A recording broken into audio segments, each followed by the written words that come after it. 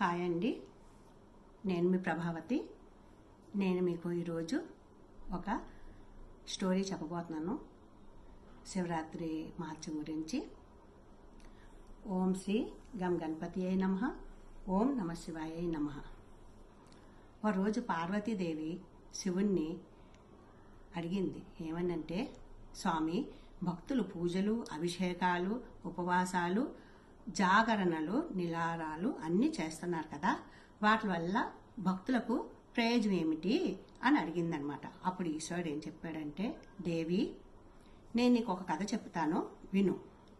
అనగనగా ఒక ఊళ్ళో ఒక బోయవాడు ఉండేవాడు. ఆ బోయవాడు రోజు వేటకు వెళ్ళేవాడు. వెళ్ళి ఏదో ఒక జంతువు తెచ్చుకొని భార్య బిడ్డలకు పెట్టేవాడు. అయితే ఆ రోజు కూడా అలాగే వెళ్తే ఏమీ దొరకలేదు. దొరకకపోతే అప్పుడు ఏం చేశాడంటే, తను తిరిగి నిరాశగా వచ్చేస్తుంటే దారిలో ఒక నది కనిపించింది. ఆ నదిలోని దాహం తీర్చుకుందామని వెళ్ళాడు. తను ఇలాగ కొంచెం నీళ్ళు తాగేసరికి ఒక ఆలోచన వచ్చింది. ఈ నది దగ్గరికి ఒక అడవిలో ఉన్న జంతువులన్నీ వస్తూ ఉంటాయి కదా, నేను వేటాడి పట్టుకెళ్ళొచ్చు అని చెప్పేసి అనుకొని తను అప్పుడు ఏం చేశాడంటే, ఆ నది దగ్గర ఒక చెట్టు ఉంటే ఆ చెట్టు ఎక్కి కూర్చుంటే తను ఎదురు చూసినట్టుగానే అక్కడికి ఒక ఆడజింక వచ్చింది. ఆ ఆడజింకని తను చంపబోతే అప్పుడు ఆడజింక అన్నది, వద్దొద్దు, నన్ను చంపొద్దు, నేను ఇంటికి వెళ్ళి మళ్ళీ తిరిగి వస్తాను, అప్పుడు నన్ను నువ్వు చంపుదువు గాని అని అన్నది. బోయేవాడు సరే అయితే వెళ్ళిరా అని చెప్పి పంపించేశాడు. అలా ఒక జామ్ గడిచిపోయింది. ఇంతలోనే ఇంకొక ఆడజింక అక్కడికి వచ్చింది, దాహం తీర్చుకుందామని నది దగ్గరికి. వచ్చేసరికి దాని మీద కూడా బాణం ఎక్కువ పెట్టాడు బోయేవాడు.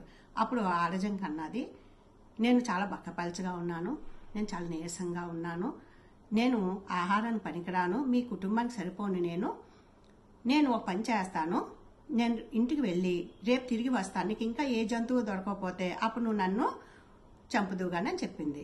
బోయేవాడు సరే అని తన్ను కూడా వదిలిపెట్టేశాడు. ఇలాగ రెండో జాము గడిచిపోయింది. మళ్ళీ బోయేవాడు చెట్టెక్కి అలాగే ఎదురు చూస్తూ ఉన్నాడనమాట. చూస్తూ ఉంటే ఇంతలోకి ఒక మగజింక వచ్చింది. ఆ మగజింకని కూడా చంపబోతే మగజింక అన్నది, నన్ను చంపొద్దు, నేను ఇంటికి వెళ్ళి నా భార్య బిడ్డలు చూసి వాళ్ళకి చెప్పి తిరిగి వస్తాను, అప్పుడు చంపుదుగాని అంది. బోయేవాడు సరే అన్నాడు. ఇంతలోకి తన పిల్ల కూడా ఇంకొకటి అక్కడికి పిల్లజింక వచ్చింది. నా పిల్ల కూడా వచ్చింది, నేను పిల్లను కూడా తీసుకెళ్ళి ఇంటి దగ్గర దగ్గబెట్టేసి నా వాళ్ళకి చెప్పేసి తిరిగి వస్తానని చెప్పి అంటాడు. బోయేవాడు సరే అని పంపించాడు. ఇంతలోకి ఏమైంది అనుకున్నారు, నాలుగో జాము కూడా అయిపోతే బోయేవాడు ఆ చెట్టు మీద కూర్చొని ఖాళీగా ఉండకుండా ఒక్కొక్కటి మారేడు దళం తీసి కింద వేస్తూ ఉండేవాడు టైం పాస్ చేయడం కోసం. కిందన ఒక శివలింగం ఉంది, అది బోయేవాడికి తెలియదు. ఆ శివలింగం మీద పడేవన్నమాట ఈ వేసే మారేడు దళాలన్నీ కూడాను. దానివల్ల ఏమైందంటే, ఈశ్వరుడుకి తను అభిషేకం చేశాడు మారేడు దళాలతోని. తనకి అప్పుడు ఏం ఫలితం దక్కిందంటే, తెలుసో తెలియక మనం చేసింది మనకు దక్కుతాయి. చూడండి, బోయేవాడు ఆ మారేడు దళాలు వేయడం వల్ల అభిషేక ఫలితం, రోజంతా తినకపోవడం వల్ల ఉపవాస ఫలితం, రాత్రంతా పడుకోకపోవడం వల్ల జాగరణ ఫలితం, ఇవన్నీ కూడా తనకు దక్కాయి. తెలియచేసినా చూసారా, మంచి పనులు చేస్తే ఎప్పుడు కూడా ఫలితం అనుకుంటుంది. అయితే మన్నాడు ఏమైంది, జంకలు మళ్ళీ తిరిగి వచ్చి మేము నీకు చెప్పాం కదా ఆహారం అవుతామని చెప్పి ఒకళ్ళ తర్వాత ఒకళ్ళు నన్ను చంపు అని చెప్పేసి అన్నాయి 4 జింకలు కూడా. అప్పుడు బోయేవాడు అవి నీతిగా నిజాయితీగా ఇచ్చిన మాట మీద నిలబడి ఆ మాట తప్పకుండా వచ్చినందుకు చాలా సంతోషించి వాళ్ళని వదిలేశాడు. అప్పటి నుంచి బోయేవాడు ఏమనుకున్నాడంటే, నేను ఇంకా ఏ హింస చేయను, ఏ జంతువుల్ని చంపను, నాకు దొరికినవే నా అడవిలో ఏ దుంపలు అవి దొరుకుతాయి కదా, వాటితోనే బ్రతుకుదా అని తను అనుకొని అక్కడి నుంచి హింస మానేశాడు. అయితే కొన్నాళ్ళకు వీళ్ళు చనిపోయారు. ఎవరు? బోయేవాడు చనిపోయాడు, జింకలు చనిపోయాయి. బోయేవాడు చనిపోయి ఆకాశంలోని లుబ్ధక నక్షత్రంగా ప్రకాశిస్తున్నాడు. జింకలు చనిపోయాయి కదా, అవి కూడా నీతిగా నిజాయితీగా ఇచ్చిన మాట మీద నిలబడి స్వార్థం లేకుండా వచ్చాయి కదా, దానివల్ల అవి కూడా ఏమయ్యాయి అంటే ఆకాశంలోని మృగశిర నక్షత్రాలుగా అవి కూడా వెలసిల్లాయి.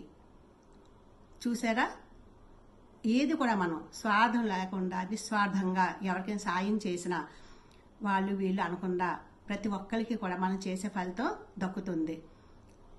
ఉపవాసాలు జాగరణలు అవి అన్నవి అమ్మ మన స్తోమత తగ్గట్టు మనకు నచ్చట్టు మనకు వీలైనట్టుగా. ఇప్పుడు ప్రతి ఒక్కరు కూడా ఏదో ఒకటి ఆఫీస్కి అది వెళ్ళడమో జాబులు చేయడం చేస్తున్నారమ్మా. ఇలాగే చేయాలని లేదు. మనం ఏ రకంగా భక్తితో దేవుని ప్రార్థిస్తే భోలా శంకరమ్మ మనం పిలవగానే పలుకుతాడు. మనకు కంపల్సరీ ఆ ఫలితం దక్కుతుందమ్మా. ఇదే నేను చెప్పాలనుకున్నాను మీకు.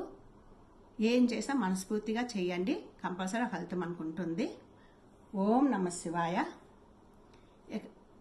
మీకు ఈ స్టోరీ నచ్చేటైతే లైక్ చేయండి, షేర్ చేయండి, సబ్స్క్రైబ్ చేయండి. నేను కూడా పురాణాల్లో చదివే ఈ స్టోరీ మీకు చెప్పానమ్మా. ఉంటానమ్మా. Thank you for watching.